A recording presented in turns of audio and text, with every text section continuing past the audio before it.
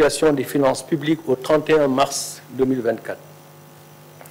Le rapport a été établi en application de la loi 2012-22 du 27 décembre 2012 qui a transposé dans notre ordonnancement juridique la directive de l'UEMOA portant code de transparence dans la gestion des finances publiques.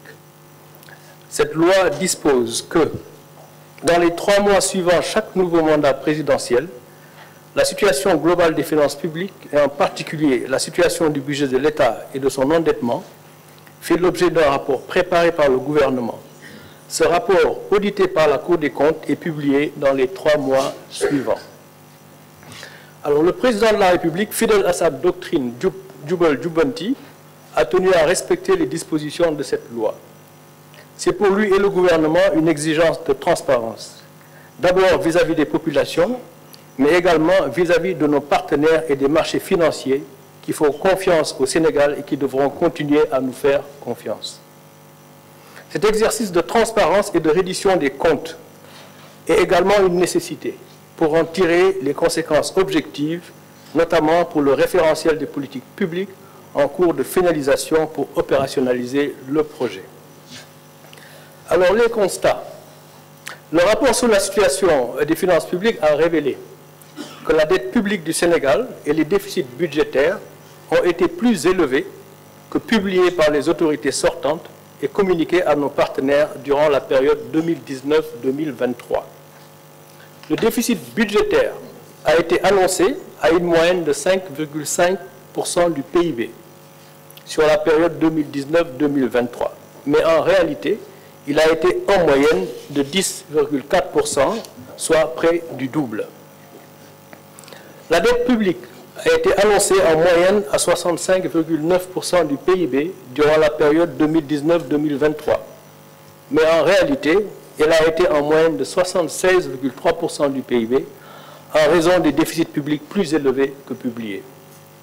Ainsi, à fin 2023 par exemple, la dette de l'État central, hors secteur parapublic, est à 15 664 milliards, soit 83,7% du PIB, alors qu'elle était annoncée à 13 772 milliards, ou 73,6% du PIB. Il s'agit donc d'un supplément de dette contractée et non publié de près de 1892 milliards, soit 10% du PIB de plus. Cette dette supplémentaire est principalement due à des tirages sur des prêts projets, sur financement extérieur, et des prêts contractés auprès des banques locales de façon non transparente. Sur la période 2019-2023, les tirages sur ressources extérieures non inclus dans les déficits ont été en moyenne de 593 milliards annuellement et les prêts bancaires non inclus dans les déficits en moyenne de 179 milliards annuellement. Alors, juste pour expliquer, lorsqu'on parle de tirage donc, sur ressources extérieures ou de prêts bancaires qui ont été contractés et dépensés de façon non transparente, en principe, donc, ces dettes devraient se retrouver dans les dépenses. Donc, dans les dépenses et donc dans le financement. Dans le financement de ces dépenses et donc dans la dette. C'est la raison pour laquelle nous disons qu'il y a eu des tirages sur ressources extérieures ou des prêts au niveau des banques locales qui ont financé des dépenses qui n'ont pas été donc publiées ou en tout cas comptabilisées dans nos déficits budgétaires et de ce fait ces dettes sont à comptabiliser dans la dette et donc on fait l'objet de dépenses qui auraient dû être incluses dans nos déficits. Alors, cette dette supplémentaire, nous disions, est principalement due au tirage sur ressources extérieures et des banques locales. Si on prend l'exemple de l'année 2023, par exemple, le déficit budgétaire à fin 2023 s'établirait aux alentours de 10% du PIB 2023, en y intégrant les tirages sur ressources extérieures et les prêts auprès des banques, alors que le déficit annoncé était de 4,9% du PIB, soit le double. Au-delà de ces chiffres sur le déficit et la dette, l'audit a également révélé que le surfinancement du Trésor public d'environ 605 milliards de francs CFA à fin 2023, c'était un surfinancement qui avait été convenu avec le Fonds monétaire international et qui devait être utilisé pour l'année 2024, Ce surfinancement de 605 milliards de francs CFA a été utilisé pour payer des dépenses non budgétisées et des dettes connues de l'État, contrairement à ce qui avait été communiqué aux partenaires. La non-disponibilité de ce surfinancement en 2024 a nécessité des emprunts non initialement programmés, notamment l'émission d'eurobonds par placement privé de 750 millions de dollars en juin 2024 dernier, et des crédits commerciaux syndiqués de 300 millions d'euros au troisième trimestre. Encore une fois, pour clarifier, il y avait un montant de 605 milliards donc, de francs CFA de surfinancement qui devait être disponible en 2024, n'est-ce pas, pour un certain nombre d'obligations.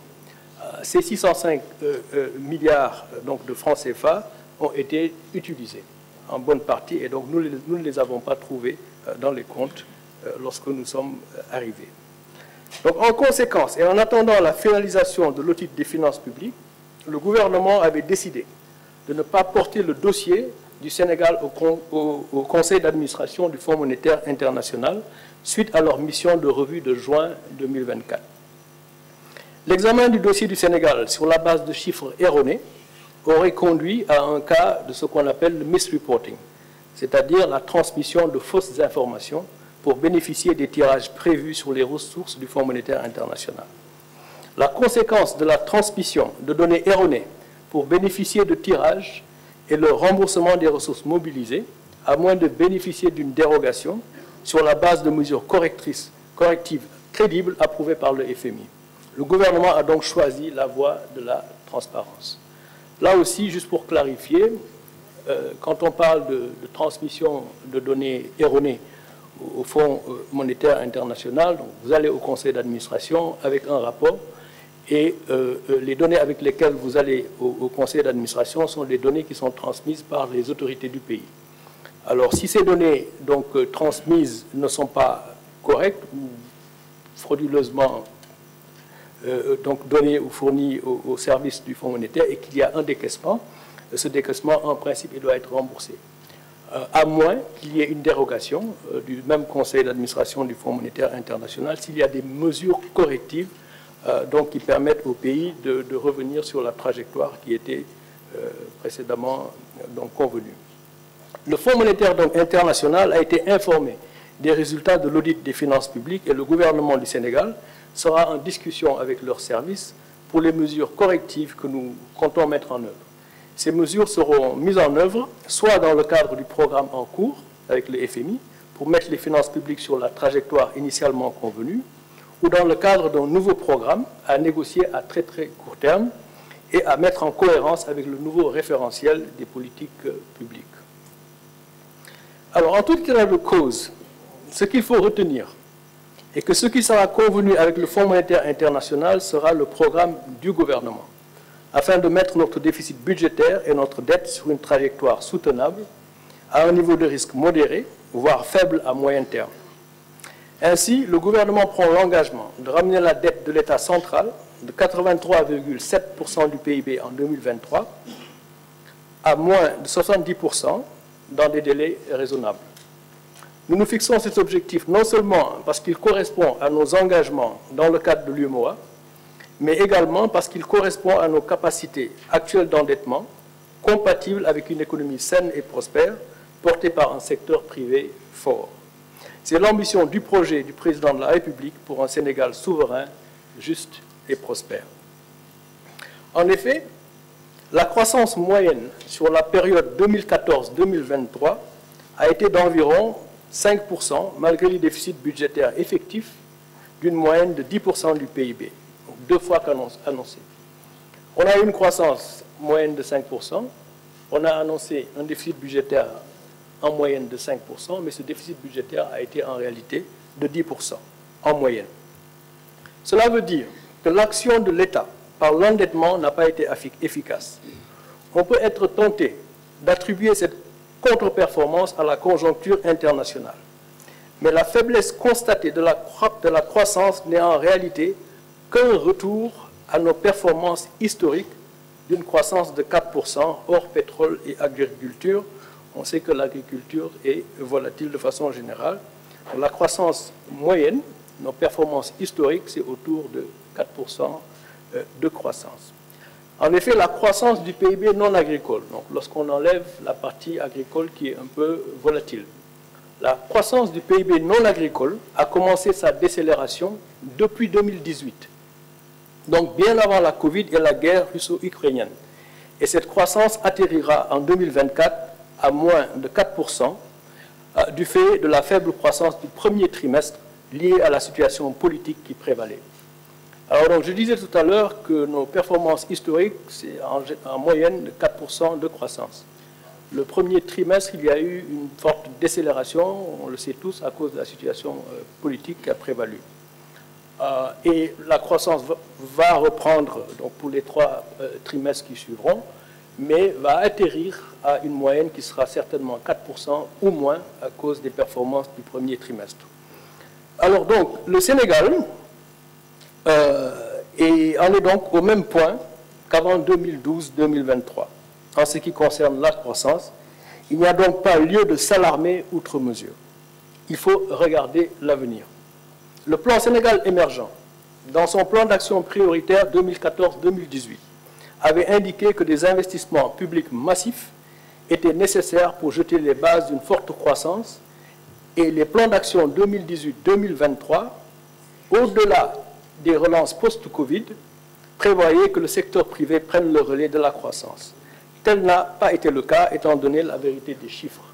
Autrement dit, dans, disons, les 12 dernières années, dans la première moitié, le premier mandat, il a été question de beaucoup investir en s'endettant pour jeter les bases d'une croissance beaucoup plus forte. Et le secteur privé devait prendre le relais. C'est vrai, il y a eu la crise de la Covid et il y a également eu la crise russo-ukrainienne.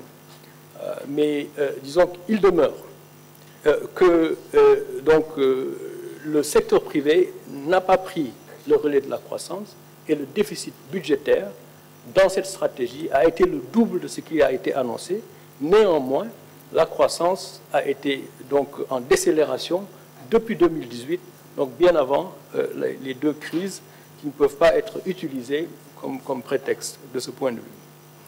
Alors, de ce fait, ramener notre déficit budgétaire à 3% du PIB, comme, disons, nous l'exigent nos engagements dans le cadre de l'UMOA, et la dette en dessous de 70% dans un horizon raisonnable, en mobilisant nos ressources internes tout en améliorant la qualité de la dépense, ne devrait pas nous coûter des points significatifs de croissance. Je dis bien significatifs, à la mesure où nous revenons à nos tendances historiques.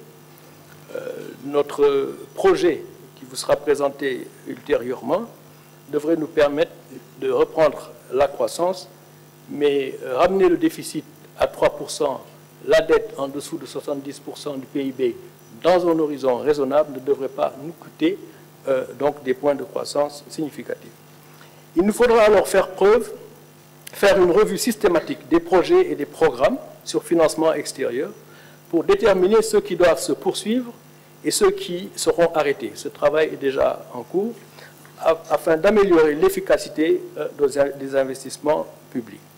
Les dépenses de fonctionnement seront également rationalisées, notamment par la réduction des subventions à l'énergie, nous y reviendrons, une stricte application des procédures de marché public, la maîtrise de la masse salariale et des stratégies d'optimisation de la commande publique et d'utilisation des biens et services par les administrations. Alors, dans le souci d'améliorer la qualité de la dépense, il s'agira pour le gouvernement de protéger également les couches vulnérables par un meilleur ciblage des bourses familiales tout en éliminant les subventions non ciblées, notamment à l'énergie, pour ceux qui ne devraient pas en bénéficier. Des mesures structurelles seront également prises dans le sens de la réduction du coût de production et de vente de l'énergie pour le mix énergétique. Ce sont nos projets à court et moyen terme. Pour rappel, rien que pour les années 2022-2023, les subventions à l'énergie ont coûté au budget de l'État plus de 1200 milliards de francs CFA, des subventions à l'énergie non ciblées. Alors, la mobilisation des ressources internes se fera en réduisant les exonérations fiscales, en élargissant l'assiette fiscale, tout en réduisant les taux d'imposition, pouvoir promouvoir le civisme fiscal et en menant des réformes qui inciteront les entreprises à la formalisation. On sait déjà que 97% de nos entreprises sont informelles, donc les inciter à se formaliser permettra également de favoriser le civisme fiscal. Cela va jeter les bases de finances publiques saines, gage d'une souveraineté budgétaire retrouvée, pour mieux accompagner le secteur privé. Alors, comme Monsieur le Premier ministre le disait tout de suite, ce point de presse n'est pas le lieu de discuter des détails du référentiel des politiques publiques, dont le premier draft en cours de finalisation circule déjà, mais il vous sera présenté le 7 octobre prochain. Je vous remercie, Monsieur le Ministre.